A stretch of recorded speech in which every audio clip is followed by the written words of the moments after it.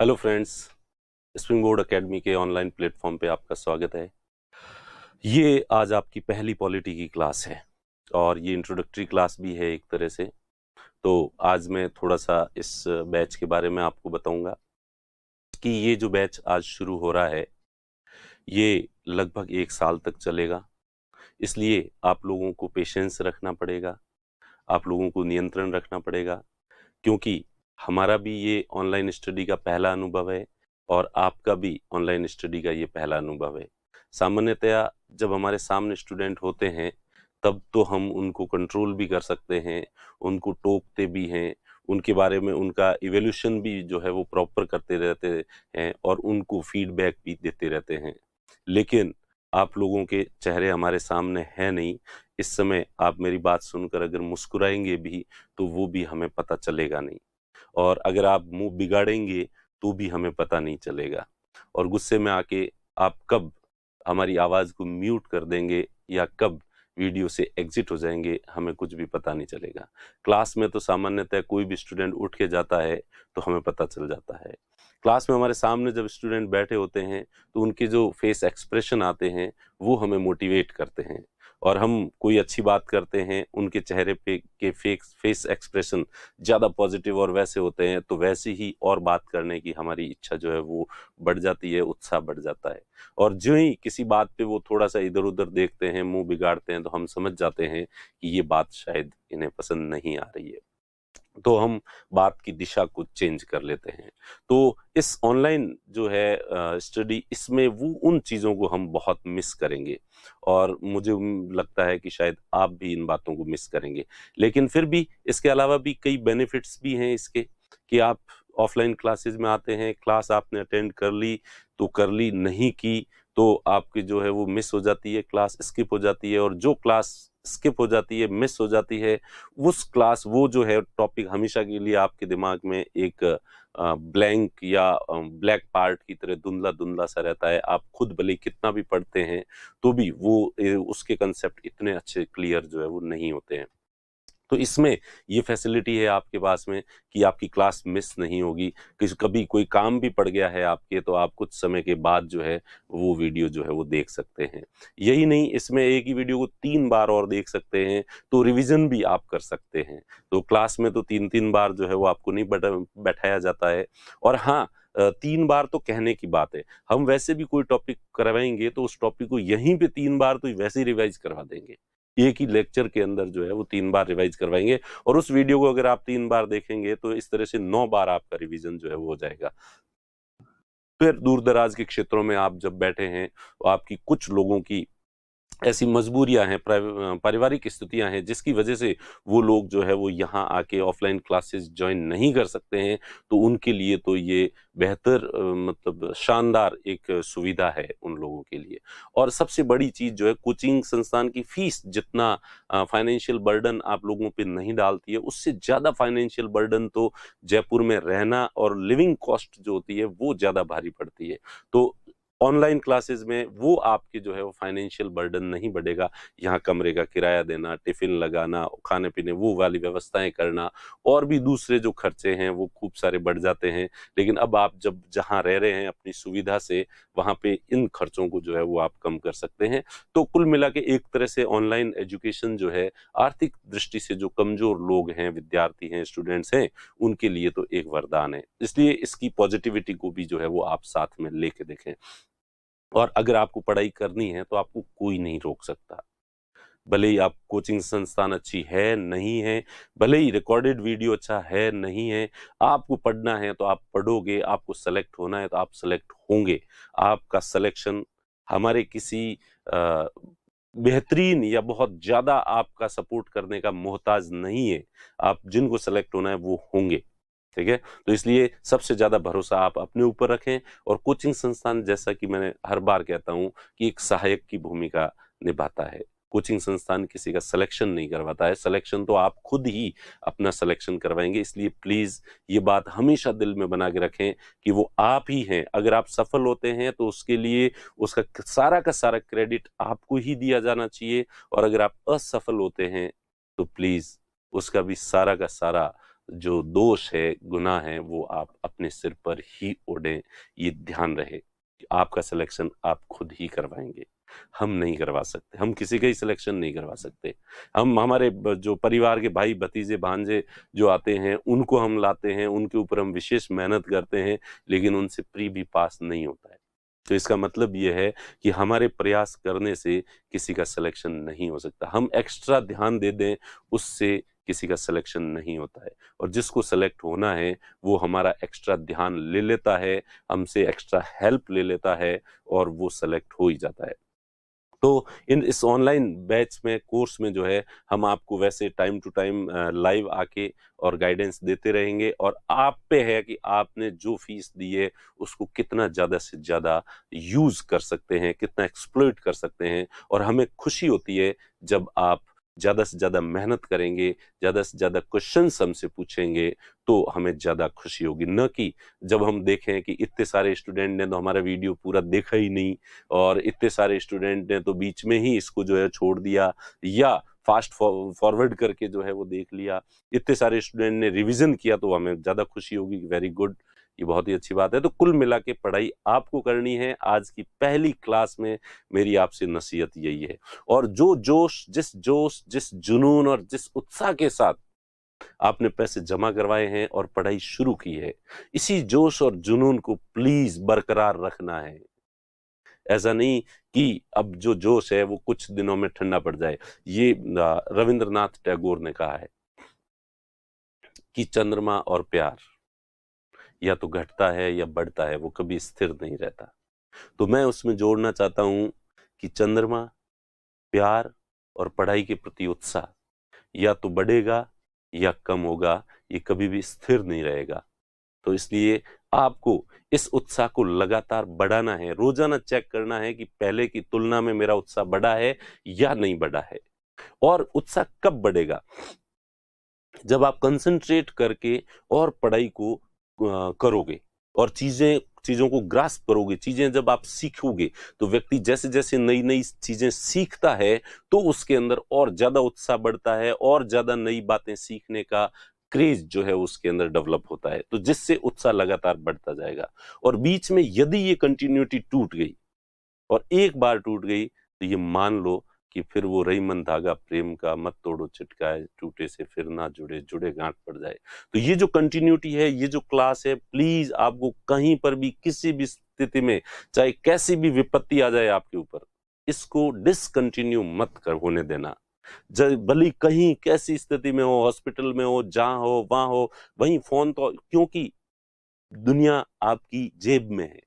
यानी कि ये पूरी कोचिंग अब आपकी मुट्ठी में है, आपकी जेब के अंदर है, मोबाइल के अंदर है, और ये एनी टाइम आपके साथ रह सकता है। इसलिए कोई एक्सक्यूज इसमें नहीं हो सकता कि मेरे ये हो गया था, वैसे हो गया था। कितना भी व्यक्ति बिजी है, दिन में 2-3 घंटे वो निकाल ही सकता है। और तो हम आपसे उम्मीद करते हैं कि जिस उत्साह से आप ये तैयारी शुरू कर रहे हैं, इसी उत्साह से अपनी तैयारी को कंटिन्यू रखेंगे, और प्लीज इसे डिसकंटिन्यू मत होने देना। और अगर ये एक बार हो गई डिसकंटिन्यू, तो फिर वो वापस जुड़ नहीं पाएगी, वो वाली बात रह नहीं पाएगी। और इसलिए इस उत्साह को कैसे बढ़ाया जा सकता है? तो इसके लिए पढ़ाई की कंटिन्यूटी के साथ ही जब भी आप बैठें, रजिस्टर और पेन लेकर बैठें हमेशा ही, और बीच में वीडियो को पॉज करके और नोट्स साथ के साथ बनाते रहें। आप, ये आप पे है। देखिए, हम कह सकते हैं, हम आपके हिस्से की मेहनत नहीं कर सकते, तो ये तो आप ही को करना पड़ेगा। रजिस्टर और पेन लेकर बैठना है, टेबल और कुर्सी पे बैठना है, सामने टेबल होनी चाहिए, और उसके आगे आपका जो है वो मोबाइल लगा होना चाहिए, और उसमें पॉज बटन का प्रयोग करना है ज्यादा से ज्यादा। और जिस समय भी आप पढ़ रहे हैं, प्लीज ऐसा नहीं कि चलते फिरते मार्केट में चलते समय, हाँ, रिवीजन का वीडियो वापस दोबारा देखना है तो मार्केट में चलते हुए भी देख सकते हैं, घूमते हुए टहलते भी देख सकते हैं, लेकिन पहली बार जब देखें तो प्रॉपर जो है, जिस तरह से स्टडी टाइम होता है, घर वालों को कह दें कि प्लीज मुझे डिस्टर्ब न करें, कमरे का दरवाजा बंद करके और आराम से शांति के साथ सुनेंगे, तो ये अच्छा लगेगा। और आपको बिल्कुल ये फील नहीं होगा कि आप ऑफलाइन क्लास नहीं ले रहे हैं। ये सारा जो अटैचमेंट है, ये आप पे डिपेंड करता है। तो कई प्रेमी होते हैं, प्रेमिका की केवल तस्वीर देख के ही उसके अंदर विचारों में खोए रह जाते हैं। वो प्रेम होता है, वो अट्रैक्शन होता है। तो अगर इतना ही प्रेम आप अपने लक्ष्य से, आप अपनी स्टडी से करेंगे, तो यहाँ तो तस्वीर नहीं है, जीता जागता वीडियो है जिसमें हम सब लोग बोल रहे हैं और आपको टॉपिक समझा रहे हैं। तो मैं उम्मीद करता हूं कि आप इस जिस जोश और जुनून के साथ ज्वाइन किया है, इसको बरकरार रखेंगे आखिर तक। और वैसे ही टाइम टू टाइम मैं लाइव तो आता ही रहूंगा, और आपकी कोई भी समस्या जो होगी उसे मैं सुनूंगा ही सुनूंगा। अब अपन जो है बात करते हैं पॉलिटी।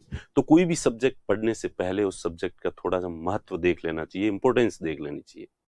क्योंकि जिंदगी में बहुत सारी चीजें ऐसी होती है जो बहुत महत्वपूर्ण होती है, लेकिन उनके महत्व के बारे में हम चिंतन नहीं करते हैं, इसलिए वो हमें ज्यादा महत्वपूर्ण लगती नहीं है। जैसे कि हमारी ये दो आंखें हैं, ये हमारे लिए कितनी महत्वपूर्ण है। एक दिन अगर आप किसी संडे को पूरे दिन आंख के ऊपर पट्टी बांध के रखोगे और उसके बाद जब फील करोगे कि आंखें कितनी ज्यादा महत्वपूर्ण है, और इतनी ज्यादा महत्वपूर्ण होने के बावजूद हमने आंखों के इस महत्व पर कभी विचार नहीं किया। रूटीन के हाँ है आंखें बस। तो वैसे के वैसे किसी भी सब्जेक्ट के बारे में अगर समझना है, उसका महत्व समझना है, तो उसके बारे में थोड़ा सा गौर करना पड़ेगा, विचार करना पड़ेगा। तो अपना जो सब्जेक्ट है, मैं जो आपको अभी पढ़ाऊंगा, वो है पॉलिटी। हमारा जो इंडियन कॉन्स्टिट्यूशन है, वो हमारी जो राज व्यवस्था है, शासन व्यवस्था कैसे चल रही है।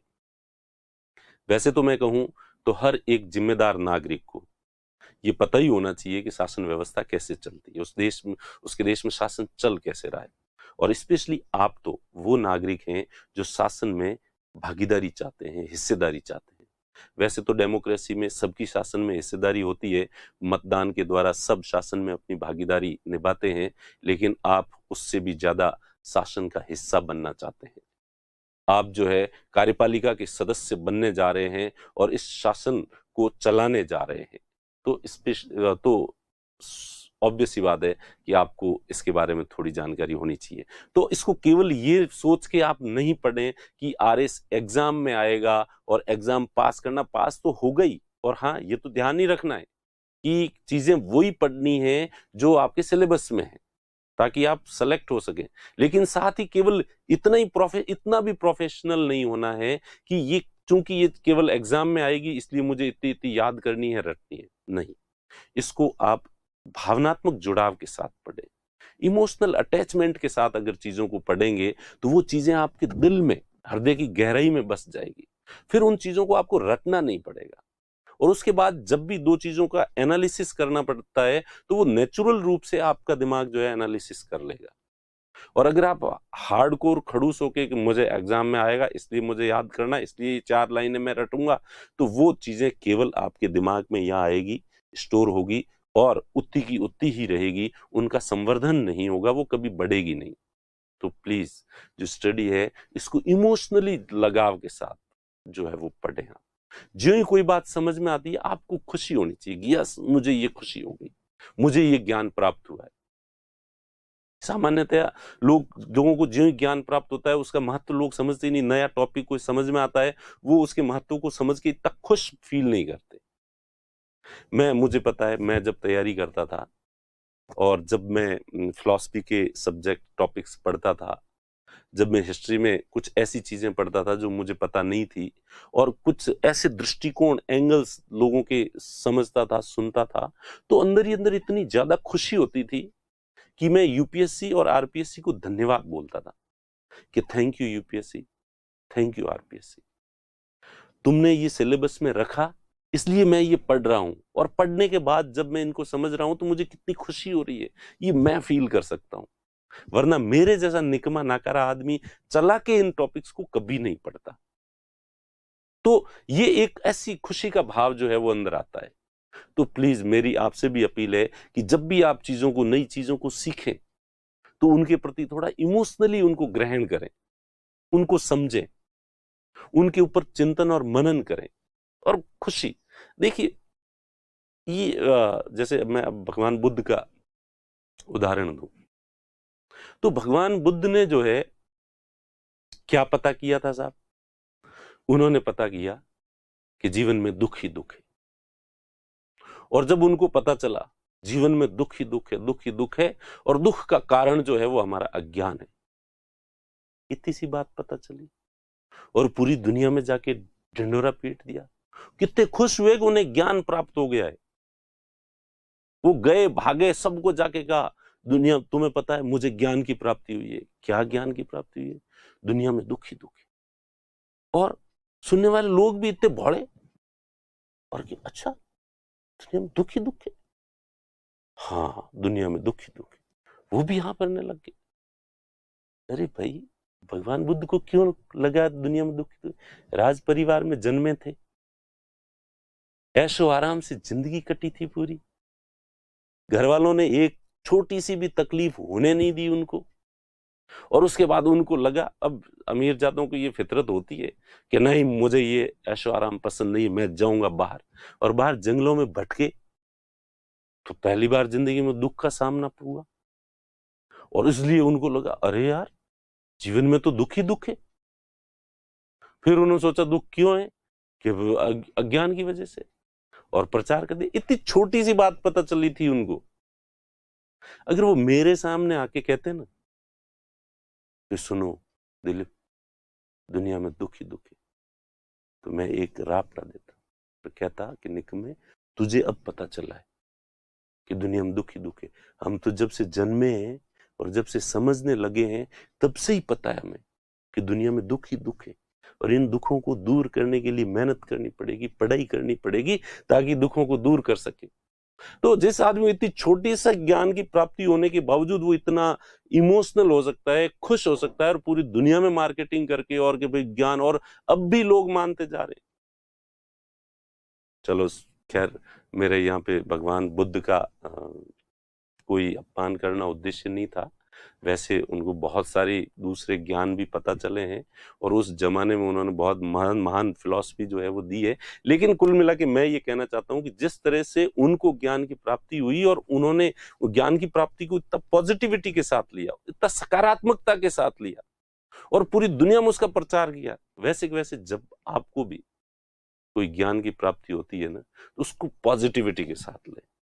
तो और वो जो खुशी है, वो खुशी आपको दुनिया की दूसरी किसी चीज में नहीं मिलेगी। जो ज्ञान प्राप्त होना, और ज्ञान प्राप्त होने के बाद उस ज्ञान के महत्व को समझना, उसके बारे में चिंतन करना, ये दुनिया का जो अद्भुत आनंद है, वे विरले लोगों को ही प्राप्त होता है। हर किसी को जो है वो प्राप्त नहीं होता। एथिक्स में इस तरह का टॉपिक भी आपके जो है वो आएगा। चलिए, तो प्लीज, मेरे कहने का मतलब है कि पॉलिटी जब भी पढ़ें आप, तो भावनात्मक जुड़ाव के साथ पढ़ें, लगाव के साथ पढ़ें। और डॉक्टर अंबेडकर महोदय ने कहा भी है कि एक अच्छा टीचर वो नहीं होता जो अपने सब्जेक्ट को बहुत अच्छे तरीके से समझा देता है स्टूडेंट्स को, बल्कि एक अच्छा टीचर वो होता है जो स्टूडेंट का सब्जेक्ट में इंटरेस्ट डेवलप कर लेता है। तो प्लीज, मेरा जो उद्देश्य जो है वही रहेगा कि मैं पॉलिटी और इंडियन कॉन्स्टिट्यूशन में आपका इंटरेस्ट डेवलप कर सकूं, आपकी रुचि डेवलप कर सकूं, और उसके बाद मैं भले कितना ही पढ़ाऊं, आपको खुद का इतना इंटरेस्ट डेवलप हो जाए। और जिस सब्जेक्ट में स्टूडेंट का खुद का इंटरेस्ट डेवलप हो जाता है, उसमें उसे किसी गाइडेंस, मार्गदर्शन की जरूरत नहीं होती, वो अपने आप पढ़ने लग जाता है। बचपन में जो टीचर आपको अच्छा लगता था, वो फेवरेट टीचर होता था, उस टीचर का सब्जेक्ट आपको स्वाभाविक रूप से अच्छा लगता था, और आप घर बैठ के भी उसको पढ़ने में आनंद महसूस करते थे। तो मैं चाहता हूं कि आप यहां पर भी हम लोगों से उसी पॉजिटिविटी के साथ जुड़े। हम में बहुत सारी कमियां दिखेगी, तो प्लीज उन कमियों को नजरअंदाज कर देना, और ये मानना कि किस व्यक्ति में कमी नहीं होती है, सब में होती है। हमसे भी कुछ चीजें गलत भी लिखवा दी जाएगी, कुछ चीजें छूट भी जाएगी। उन चीजों को मुद्दा बना के आप हमारे प्रति नेगेटिव विचार बनाएंगे, तो इससे नुकसान आप ही का होगा। इसलिए मैं पहले से ही माफी मांग लेता हूं कि हमसे गलतियां होगी, मैं पहले दिन ही कह देता हूं, क्योंकि दुनिया में कोई व्यक्ति परफेक्ट नहीं हो सकता। जब कोई नहीं हो सकता तो हम भी नहीं हो सकते। तो इसलिए, पर जितना हमें आ रहा है उतना हम हमारे दिल से आपको पढ़ाने की कोशिश करेंगे, और आप भी उसको दिल से पढ़ने की कोशिश करना। तो राजव्यवस्था जो है वो वैसे एक महत्वपूर्ण सब्जेक्ट है, क्योंकि एक तो आपके जो थर्ड पेपर है उसमें इसका महत्वपूर्ण भाग है। उसके साथ ही ये जो इसके थॉट्स हैं, विचार हैं, ये हिंदी का जब पेपर देंगे, इंग्लिश का पेपर देंगे, उसमें जो ऐसे लिखेंगे, ठीक है, पत्र लेखन लिखेंगे, तो वहां पे भी ये शब्दावली, ये भाषा, ये भाव जो है वो वहां पे आपके काम में आएंगे। जब इंटरव्यू देने के लिए जाएंगे तो सबसे ज्यादा महत्वपूर्ण जो सब्जेक्ट होते हैं वो पॉलिटी, आईआर और इकोनॉमिक्स, जो करंट से रिलेटेड जो मुद्दे होते हैं, ये इन्हीं सब्जेक्ट से होते हैं, तो वहां पे भी होंगे। और कुछ नहीं तो आप एक जिम्मेदार नागरिक होने के नाते, भारत के एक अच्छे नागरिक होने के नाते वैसे भी आपको ये बात पता होनी चाहिए। इसलिए मैं तो ये कहता हूं कि कोई भले आरएस की तैयारी करे या नहीं करे, हर व्यक्ति को जिंदगी में एक बार पॉलिटी जरूर पढ़नी चाहिए। तो इसलिए आप जो है वो पॉलिटी को पढ़ें और इसको पॉजिटिविटी के साथ लें। शुरुआत में हो सकता है कि कुछ बातें आपको समझ में नहीं आएगी, लेकिन मैं आपको ये बता देता हूं कि polity is most easy subject in this syllabus. इस सिलेबस का सबसे इजी सब्जेक्ट है और इसलिए मैं यही पढ़ाता हूं ताकि इसको समझाने में कोई दिक्कत नहीं हो और बच्चे कम से कम शिकायत करें। तो ये सबसे इजी सब्जेक्ट है और इसलिए प्लीज आप पहले से कोई धारणा मत बना लेना कि ये सब्जेक्ट, किसी भी सब्जेक्ट, केवल पॉलिटी की बात नहीं कह रहा हूं, कोई भी सब्जेक्ट पढ़े तो आप उस सब्जेक्ट के बारे में पहले से कोई धारणा मत बना लेना कि ये सब टॉपिक तो जो है वो ऐसा होगा, ये तो वैसा होगा, ये तो मुझे समझ में, 2-3 लेक्चर आपने अटेंड किए और उसके बाद ही धारणा बना ली, ये मेरे तो समझ में नहीं आएगी। तो ये फैक्ट है, इंसान 2 तरह के काम कभी नहीं कर पाता। एक तो वह काम जो कोई दूसरा इंसान नहीं कर सकता, जैसे पृथ्वी से जंप लगा के चंद्रमा पे चला जाए, चंद्रमा से जंप लगा के शुक्र ग्रह पे चला जाए, कोई इंसान नहीं कर सकता, अपन भी नहीं कर सकते। और दूसरा वो काम होता है जो आदमी सोच लेता है कि ये मुझसे नहीं होगा और ये मुझसे, मेरे समझ में नहीं आएगा। तो अगर एक बार आपने ऐसा सोच लिया है तो साक्षात ईश्वर भी आपको वो सब्जेक्ट नहीं समझा सकता। तो प्लीज जो है आप ऐसी धारणा पहले से नहीं बनाए और ऐसा माने कि क्या बिसात है, समझ में नहीं आए, लोगों ने कॉन्स्टिट्यूशन बनाए हैं। जब लोग बना सकते हैं तो मुझे तो उसको पढ़ के समझना ही तो है, ये इतना मुश्किल नहीं है। और इस दुनिया में ऐसी कोई चीज नहीं है जो मेरे समझ में नहीं आ सकती।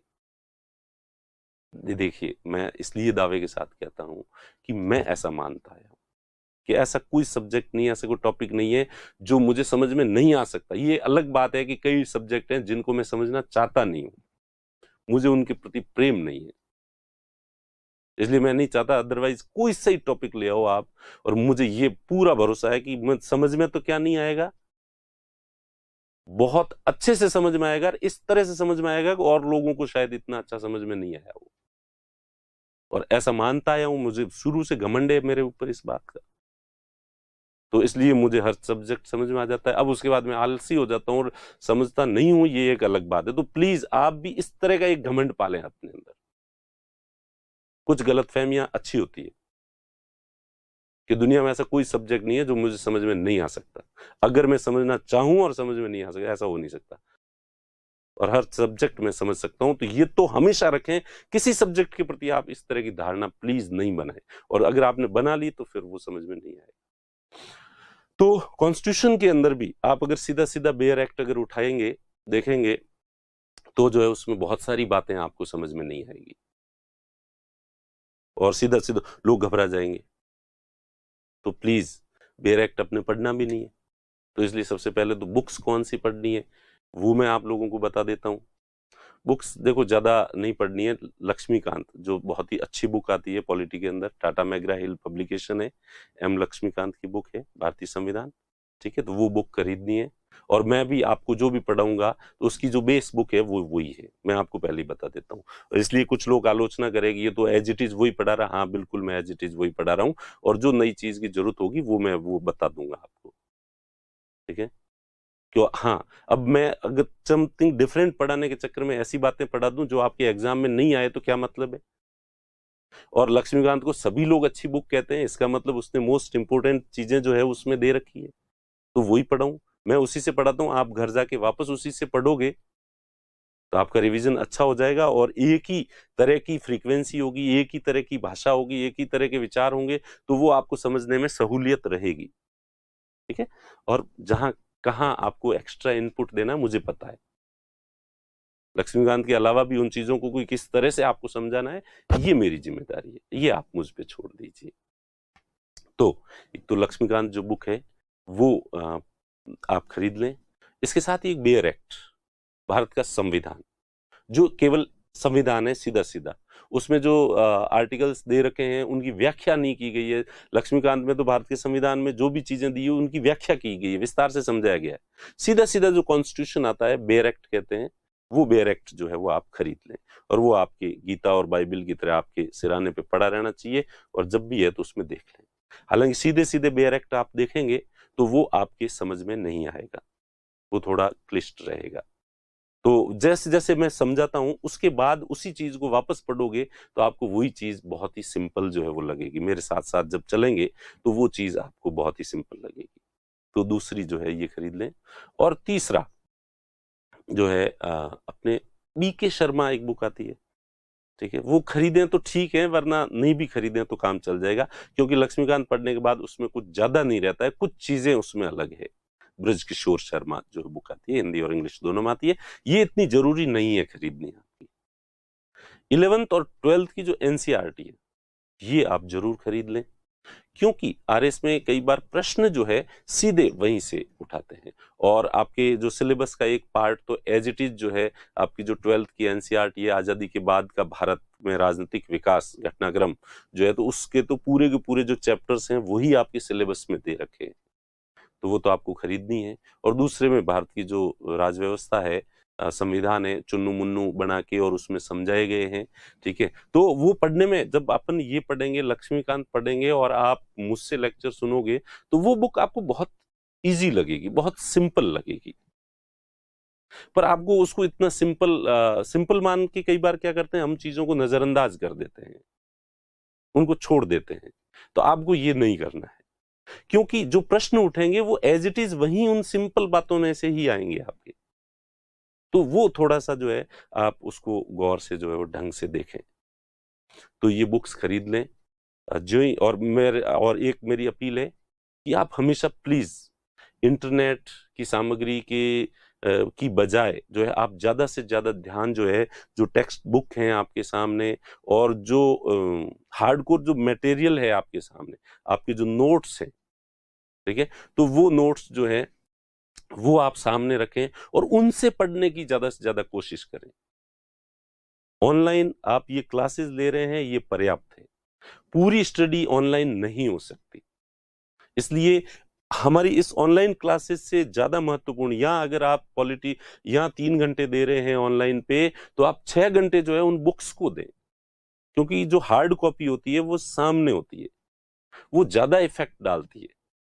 इसका सीधा सा उदाहरण है कि इतने सारे न्यूज चैनल्स हैं, इतने सारा सोशल मीडिया है, आपको वो सारी घटनाक्रम पहले से पता होता है, फिर भी सुबह न्यूज़पेपर के लोग एडिक्ट होते हैं। वो हार्ड कॉपी है, वो सामने रहती है, वो अक्सर स्थायी है सामने। यहां मैं बोल रहा हूं, बोला और बात खत्म, अगली बात आ गई, पॉज करोगे तो आवाज ही बंद हो जाएगी। लेकिन वो जो अक्सर न्यूज़पेपर के अंदर आगे जो पड़े होते हैं वो जीवंत होते हैं, और आप सभी पढ़ते हो न्यूज़पेपर, सभी लोग एडिक्ट होते हैं। सुबह सुबह उठते ही कई लोग तो फ्रेश भी नहीं हो पाते हैं बिना न्यूज़पेपर के, जबकि उसमें जितनी न्यूज होती है वो सब पता होती है, फिर भी उसके प्रति जो अट्रैक्शन होता है, इसका मतलब उसका प्रभाव कहीं ना कहीं ज्यादा होता है। तो इसलिए जो है, तो आप जो आपके पास सामने हार्ड कॉपी है उसको सबसे ज्यादा महत्व दें और उनसे पढ़ें, और इसके साथ ही चीजों को लिखें, अपने हाथ से लिखें और लिख लिख कर पढ़ें। तो मैं उम्मीद करता हूं कि इन बातों को जो है, और रोजाना चैप्टर जो है वो आपका एक रजिस्टर, जो नोट्स हैं वो आपके तैयार होने चाहिए। वैसे हम साथ में पीडीएफ जो है वो लगाएंगे इसके साथ ही, आज के जैसे लेक्चर की तो कोई पीडीएफ है नहीं, पर जो भी लेक्चर होगा उसके साथ उसकी पीडीएफ जो है वो हम डालेंगे।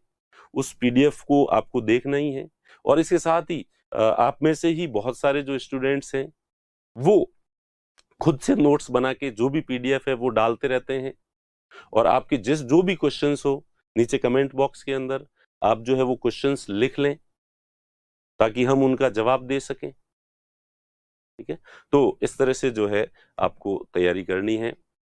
और पॉलिटी में जहां तक प्रश्न है तो आरएस देखिए, मैं सीधी सीधी बात बता दूं आपको, वैसे तो पॉलिटी मोस्ट इजी सब्जेक्ट है, और लेकिन आरपीएससी में जो भी जिस व्यक्ति से पॉलिटी के क्वेश्चंस लेते हैं ये लोग, वो व्यक्ति कोई बड़ा ही खड़ूस और वैसा वाला है जो ये ठान के बैठता है कि अच्छा ये तो इसने पढ़ा होगा, ये भी पढ़ा होगा, ये भी पढ़ा होगा, और ऐसे छांट के प्रश्न पूछता है कि ये तो मरे ही नहीं पढ़ा होगा, किसी ने बदली कितना ही डेप्थ में जाके पढ़ा, ये तो नहीं पढ़ा होगा। इस तरह के जो है वो क्वेश्चंस जो है वो पूछ लेता है। पर ये पिछले 2-3 एग्जाम की जो स्थिति है वो ये रहती है। तो मुझे तो खुद ही कई बार खुद पे ही डाउट हो जाता है कि मैं पढ़ा क्या रहा हूँ, जो पढ़ाता हूँ वो एज इट इज आता ही नहीं है एग्जाम में, मैं जबकि मैं तो दावा करता हूँ। पर जब इतना कोई खोड़ला आदमी ऐसे जानबूझ के कि भाई पढ़े हुए भी नहीं आना चाहिए ये सोच के अगर सवाल बनाए तो कैसे आएगा। तो इसलिए हो सकता है कि आप मुझसे इतनी पॉलिटी पढ़ें और उसके बाद भी जब आरएस का एग्जाम हो तो आप लठ लेके मुझे ढूंढते हुए निकलें कि कहाँ है वो, इतनी मेहनत करवाई और सवाल इतने आए नहीं। ठीक है, लेकिन यूपीएससी के आप पिछले कितने ही सालों के क्वेश्चन पेपर्स उठा लेना, 20 सालों के, और मैं जो आपको पढ़ा रहा हूँ हर क्वेश्चन, किसी भी क्वेश्चन पेपर में जो है 80 से 90% क्वेश्चन जो है वो आएंगे। और मेरा मानना है कि यूपीएससी एक मानक है, स्टैंडर्ड है, और उसमें जो क्वेश्चंस पूछे जा रहे हैं और वो अगर मैं पढ़ा रहा हूँ उन नोट्स में से आ रहे हैं, ठीक है, तो इसका मतलब मैं सही दिशा में पढ़ा रहा हूँ। और आप निश्चिंत रहें, मैं आपके साथ हूं, और पॉलिटी में आपको किसी तरह की दिक्कत जो है वो नहीं आने दी जाएगी। वैसे तो हमारे सारे जो टीचर्स हैं वो किसी भी सब्जेक्ट में आपको कोई दिक्कत नहीं आने देंगे। ठीक है, तो अब अपन जो है वो पढ़ना शुरू करते हैं। आज का जो लेक्चर है आप लोगों को लग रहा होगा कि मैंने इतना माथा खाया है आप लोगों का, पर प्लीज ये जो मैं ऐसी बातें करता हूँ बीच में, जो मोटिवेट करने की बातें करता हूँ, शायद ये ही मेरा इनपुट यही हो सकता है। बाकी तो जो फैक्ट हैं वो फैक्ट एज इट इज आपको जो है वो बताने ही है। ठीक है, जो बुक्स के अंदर भी लिखे हुए हैं, तो आप मेरी इन बातों को जो कि पढ़ाई से अलग होती है प्लीज उनको थोड़ा ढंग से सुने और उनको समझने की कोशिश करें। तो आज अपन जो है वो सबसे पॉलिटी की आज एक जनरल इंट्रोडक्शन देना चाह रहा था मैं, सिंपल सा। तो उसमें मुझे नहीं लगता कि अभी अपनी जो है क्लास का टाइम बहुत लंबा हो गया है, तो इसको भी थोड़ा छोटा जो है वो करना पड़ेगा, इसलिए बाकी की चीजें जो है कल बढ़ाएंगे, पर आज फिर भी कुछ जो है वो शुरुआत कर लेते हैं। तो सबसे पहले अगर पॉलिटी जो राज व्यवस्था होती है, राज व्यवस्था एक राज्य की होती है या एक देश के अंदर शासन व्यवस्था होती है। तो देश की शासन व्यवस्था के लिए एक जो टर्म होता है व्हाट इज स्टेट, स्टेट जो है एक राज्य एक शब्द होता है। तो हम सबसे पहले ये देखें स्टेट राज्य क्या होता है। तो सामान्यतया आप कई शब्द सुनते हैं, एक तो सुनते हैं राज्य, एक सुनते हैं देश, एक सुनते हैं राष्ट्र। स्टेट, कंट्री, नेशन, क्या ये तीनों शब्द एक ही हैं या ये तीनों अलग अलग हैं? सामान्यतया जो आपने पॉलिटी नहीं पढ़ी है अब तक, उनका वो जब राज्य शब्द जो सुनते हैं तो इसका मतलब वो लगाते हैं, जैसे हमारे देश के अंदर अभी 28 राज्य हैं, 28 स्टेट्स हैं, तो राज्य का मतलब ये प्रांत होता है। हाँ, तो हमारे कॉन्स्टिट्यूशन में भाग 3 और भाग 4 को छोड़ दें तो बाकी जगह जहां कहीं पे भी स्टेट टर्म का यूज हुआ है तो वहां स्टेट का मतलब एक प्रोविंस या एक प्रांत के लिए जो है वो किया गया है। लेकिन पॉलिटी में या ऐसे कहें कि पॉलिटिकल साइंस में जो है राज्य शब्द का मतलब ये प्रांत या प्रोविंस नहीं होता है। वहां राज्य शब्द का जो मतलब होता है वो देश ही होता है, एक देश। ठीक है, राज्य तो भारत जो है एक स्टेट है, अमेरिका एक स्टेट है, ब्रिटेन एक स्टेट है, ठीक है। तो पाकिस्तान एक स्टेट है, जापान एक स्टेट है, तो ये देश के अर्थ में होता है सबसे पहली बात। तो जहां कहीं पे भी पॉलिटी के अंदर अपन बात करें स्टेट की, तो वहां स्टेट का मतलब वो होता है। हालांकि इंडियन कॉन्स्टिट्यूशन पढ़ेंगे और वहां जब राज्य पढ़ेंगे तब कई जगह जो है प्रांत के लिए यूज आएगा, लेकिन पॉलिटिकल साइंस में स्टेट का मतलब जो है वो देश होता है, राज्य का मतलब देश होता है। फिर देश जो है ये शब्द सामान्य बोलचाल का शब्द है। कंट्री जो कि न्यूज़पेपर मीडिया कर्मी है, लेखक है, या दूसरे जो पॉलिटिकल साइंस के थिंकर नहीं है और पर्टिकुलर पॉलिटिकल साइंस की जो बुक नहीं है, तो वहां पे जो है राज्य शब्द कम मिलेगा और देश शब्द जो है वो मिल सकता है। या हम आम बोलचाल की भाषा में देश को राज्य नहीं कहते हैं, देश कहते हैं। तो वैसे राज्य और देश एक ही है, कोई अलग अलग जो है वो नहीं है। राष्ट्र को इंग्लिश में कहते हैं नेशन। तो सबसे पहले तो अपन राज्य के बारे में देखें। तो राज्य जो है, राज्य के अंदर सामान्यतः अभी जो मॉडर्न जो कंसेप्ट है उसमें 4 तत्व जो है वो माने गए हैं कि 4 चीजें होती है तो राज्य बनता है। 4 चीजें क्या होती है? जनसंख्या, पॉपुलेशन होनी चाहिए। एक देश के लिए क्या क्या चीजें होनी चाहिए जिससे कि एक किसी देश को हम देश कह सकें कि ये एक देश है? तो वहां रहने वाले लोग होने चाहिए, लोगों के बिना तो भला कोई क्या देश होगा। दूसरा आता है भूभाग, टेरिटरी। तो पॉपुलेशन और टेरिटरी होनी चाहिए, ज्योग्राफिकल एरिया होना चाहिए और वहां रहने वाले लोग होने चाहिए। और फिर उनकी एक सरकार होनी चाहिए, वो सरकार भले जनता के द्वारा निर्वाचित हो, भले राजा हो, भले कुछ भी हो, किसी भी तरह की एक सरकार हो। और चौथा तत्व है संप्रभुता, सॉवरेनिटी।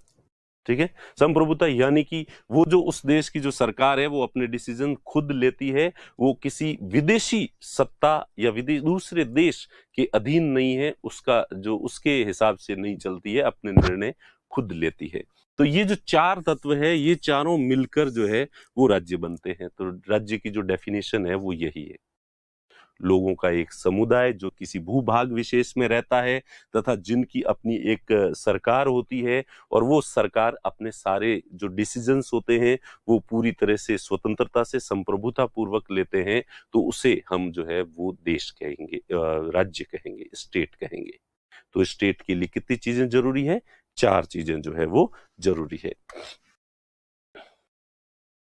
तो ये जो है state is a community of persons. State क्या है? Community of people, community of persons, लोगों का एक समुदाय है।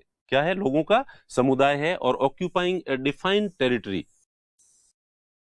ठीक है। और एक टेरिटरी जो है, पर्टिकुलर डेफिनेट टेरिटरी जो है वो इनके पास में होती है, और पोजेसिंग एन ऑर्गेनाइज्ड गवर्नमेंट, पूरी तरह से ऑर्गेनाइज्ड संगठित सरकार जो है वो होनी चाहिए, and enjoying independence from external control. तो इसका मतलब है संप्रभुता।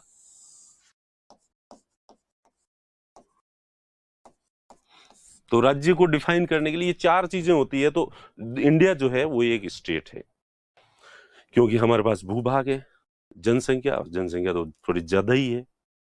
अब तो 140 करोड़ के पार अपन पहुंच ही गए होंगे, क्योंकि अपने पास और तो कोई काम धंधा है नहीं, तो ये बढ़ाते रहते हैं।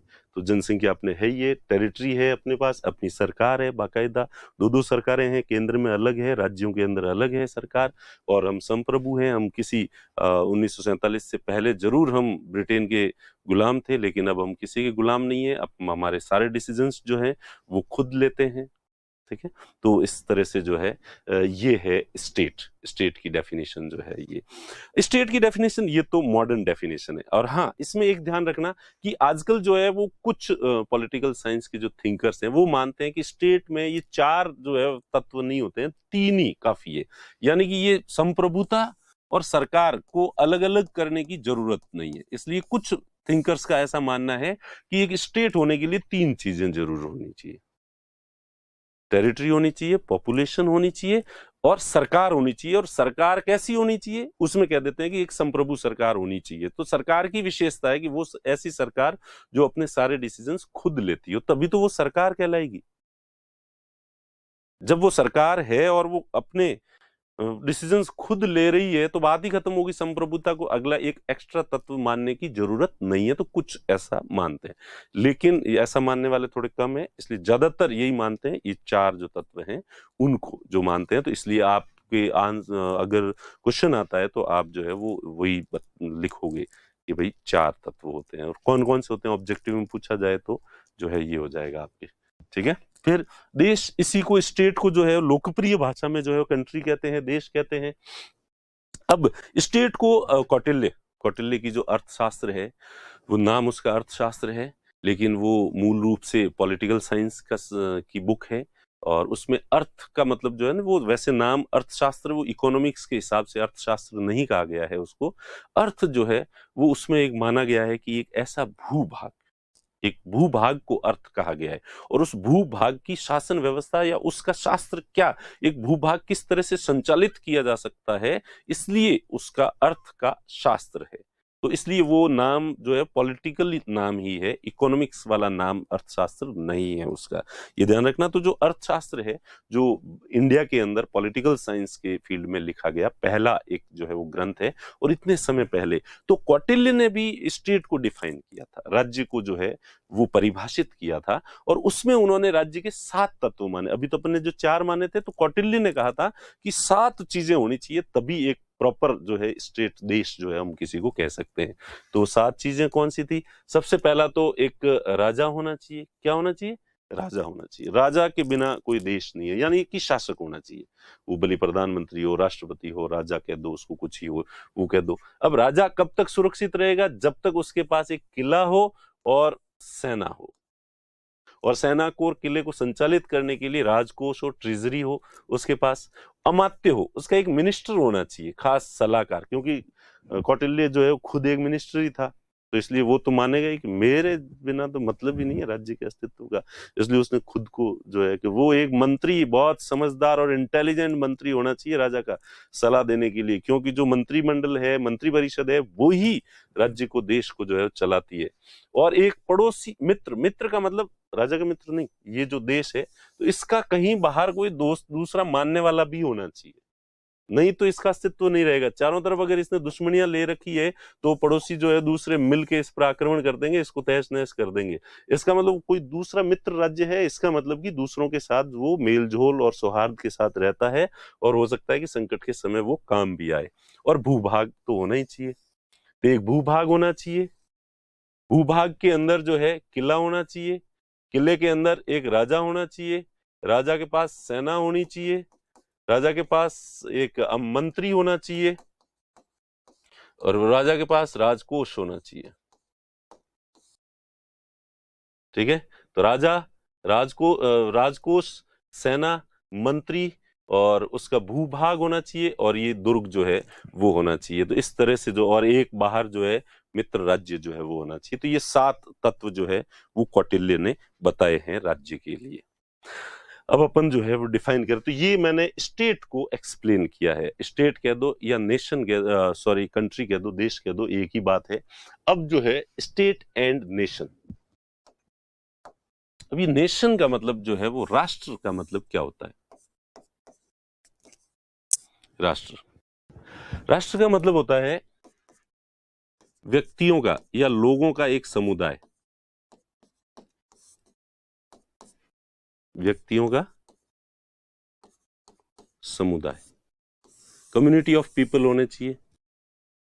इनकी जो है इतिहास एक जैसा समान रहा हुआ होना चाहिए, और उस इतिहास में निरंतरता भी रह रही हो, कंटिन्यूटी से उनकी अपनी एक हिस्ट्री हो, उनकी सबकी संस्कृति समान हो, उनकी भाषा एक जैसी हो सबकी।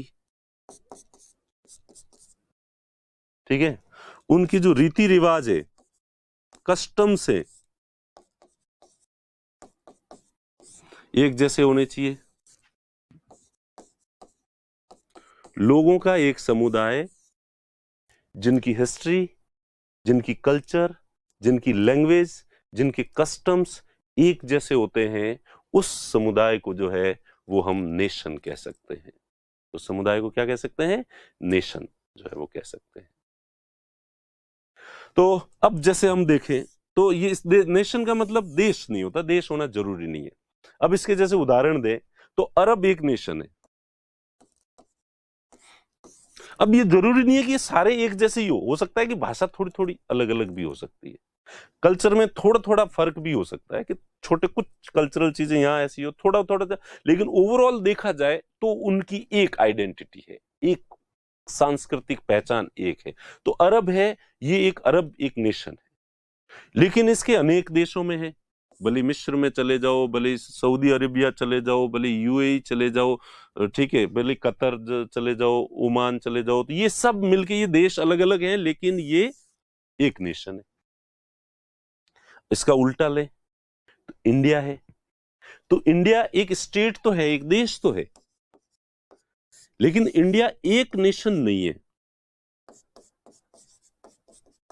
राष्ट्र नहीं है। क्योंकि हमारे यहाँ पे जो हिस्टोरिकली देखा जाए तो थोड़ा थोड़ा अलग अलग हिस्ट्री भी है। साउथ की हिस्ट्री थोड़ी अलग है, हमारी अलग है। नॉर्थ ईस्ट में चले जाओ, उनकी हिस्ट्री थोड़ी अलग है। कल्चर भी आप जाओ तो कल्चरल डाइवर्सिटी दिखेगी यहाँ पे, क्योंकि लैंग्वेज जो है तो सब जगह अलग अलग तरह की लैंग्वेज है, अलग अलग तरह के रीति रिवाज है।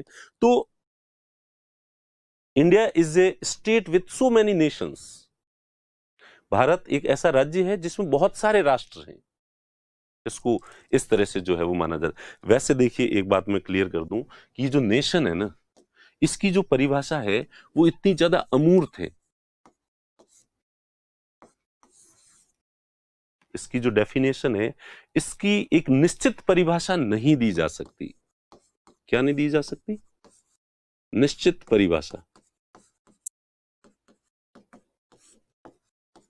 इस पे सभी लोगों का अलग अलग अपना अपना मानना है। हर कोई व्यक्ति जो है, जो लोग हैं, वो नेशन को अपने अपने तरीके से समझाते हैं। मैं आपको जो समझा रहा हूं ये अल्टीमेट नहीं है, फाइनल नहीं है। ये एक तरीका, सबसे जो लोकप्रिय तरीका है वो मैं आपको बता रहा हूं। अब ये जिनको एक होता है उन्हें हम एथनिसिटी ग्रुप भी कहते हैं, जिनका इतिहास एक हो, कल्चर एक हो, भाषा एक हो, रीति रिवाज एक हो। नृजातीय समूह भी कहते हैं इस जैसे।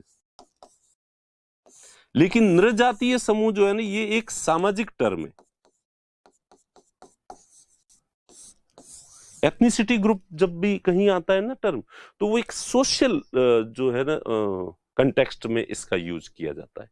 और जब यही नृजातीय समूह राजनीतिक दृष्टि से देखा जाता है, पॉलिटिकली देखा जाता है, तो ये नेशन तो नेशन थोड़ी ब्रॉड जो है वो कंसेप्ट है, व्यापक अवधारणा है। नृजातीय समूह से थोड़ी ज्यादा, नृजातीय समूह एक सामाजिक रूप से डिफाइन किया जाता है किसी भी एक ग्रुप को, लोगों के समुदाय को, तो उसे नृजातीय समूह कहेंगे। तो भारत में जैसे कि ये नृजातीय समूह पंजाबी है, तो उनके रहन सहन है, तो पंजाबी नृजातीय समूह है। गुजराती है, उनका रहन सहन वगैरह रीति रिवाज वगैरह जो है, तो वो एक नृजातीय समूह है। नॉर्थ ईस्ट में जो है वो एक अलग नृजातीय समूह है। साउथ में भी, साउथ के जो अलग नृजातीय समूह है। तो इस तरह से ये एथनिसिटी ग्रुप्स है। और हालांकि इनमें अभी अपने ग्रुप को लेकर इतनी ज्यादा पॉलिटिकल संवेदनाएं जो है वो नहीं है, राजनीतिक जो संवेदनाएं हैं वो इतनी नहीं है। तो इसलिए इनको एकदम से नेशन कह देना ये ठीक नहीं लगता। कि तो मैंने अभी जैसे कहा कि India is a state with so many Nations, तो ये बात पूरी तरह से भी सही नहीं है। Clearly India is a state with so many ethnicity groups, जो है वो कह सकते हैं अपन इसको। तो कुल मिला के नेशन की जो डेफिनेशन है, ये मान के चलें कि ये निश्चित परिभाषा नहीं दी जाती, ये एक एब्स्ट्रैक्ट कंसेप्ट है, एक अमूर्त अवधारणा है। और जब अलग अलग लोग इसको अलग अलग तरीकों से डिफाइन करते हैं, लेकिन अपन जो है वो फिर भी इसको किस तरीके से जो है वो एक्सप्लेन कर सकते हैं, तो वो यहाँ पे करने की कोशिश जो है वो कर रहा हूं मैं। ठीक है, तो मेरे ख्याल से तो अब अपन देखें तो अरब को देखा, तो अरब जो है वो एक नेशन है, लेकिन बहुत सारे देश हैं। इंडिया है तो एक कंट्री, एक स्टेट है, लेकिन उसके अंदर जो है वो बहुत सारे नेशंस हैं। जापान देखें तो वो जापान कंट्री भी एक है, और उसकी हिस्ट्री, उसकी कल्चर, उसकी लैंग्वेज सब कुछ एक है। तो इसको जो है हम कहेंगे कि ये देश भी है और नेशन भी है, राष्ट्र भी है, राज्य भी है और राष्ट्र भी है। इसी तरह से यूरोप के अंदर जाएं अपन, तो यूरोप के अंदर जो है नेशन स्टेट की जो अवधारणा होती है, नेशन स्टेट। तो यानी कि एक ऐसा जो देश भी है और उसके अंदर जो है सॉरी एक राज्य भी है और उसके अंदर राष्ट्र भी है। एक ही देश, एक ही तरह के जो जर्मन्स हो गए, जर्मनी हो गया, इंग्लैंड हो गया, फ्रांस हो गया, इटली हो गया, ये सारे देशों का जो ओरिजिन है नेशन स्टेट की अवधारणा से जो है वो बने हैं। एक टाइप की कल्चर को, एक जैसी भाषा को मानने वाले जो लोग थे उन्होंने अपना एक देश भी बना लिया। तो इस नेशन स्टेट की अवधारणा यूरोप के सेंस में जो है वो कही जाती है। और कई नेशंस ऐसे भी होते हैं जिनका अपना कोई देश ही नहीं होता और वो इधर उधर, जैसे अपन तिब्बतियों को मान सकते हैं। तिब्बती शरणार्थी जो बैठे हैं, तिब्बती जो लोग हैं, वो एक नेशन है, उनके रीति रिवाज वगैरह सब कुछ अलग है, लेकिन उनके पास देश नहीं है। ठीक है। और मुझे अभी वो जैसे एक वो जो ग्रुप है ये यहाँ पे जो इराक में, और जो है जो ये कुर्द, तो कुर्द जो है वो एक नेशन है, लेकिन उनके पास कोई देश नहीं है, उनके पास स्टेट नहीं है। तो ये हो सकता है कि एक ही जो स्टेट होता है उसमें बहुत सारे नेशंस हो सकते हैं, एक जो नेशन है उसके बहुत सारे देश हो सकते हैं, कोई नेशन ऐसा हो सकता है जिसके पास देश नहीं है। ठीक है। और कोई देश ऐसा है कि वो देश भी है और नेशन भी है।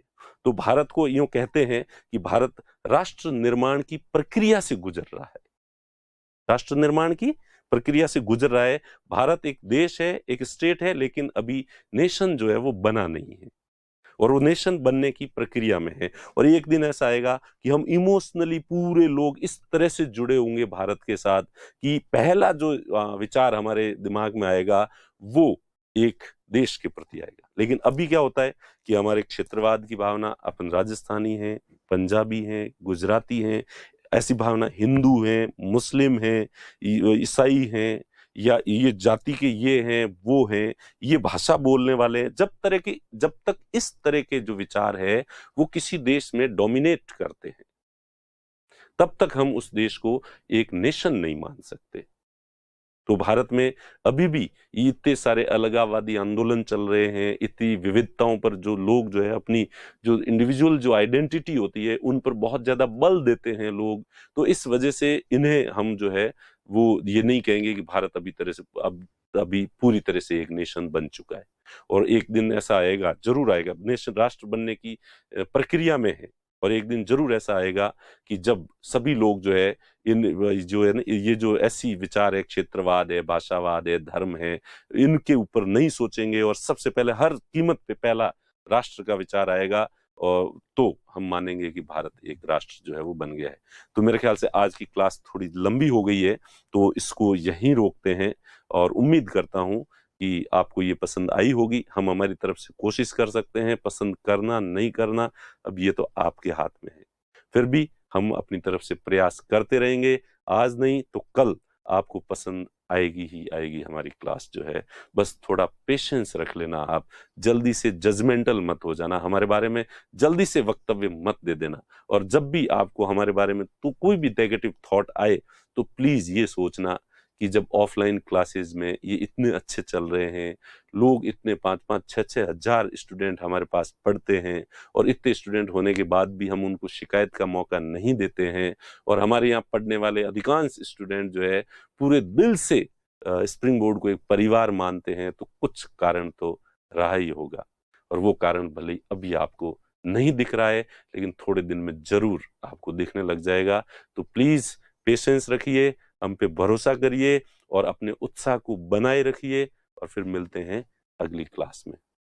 Thank you.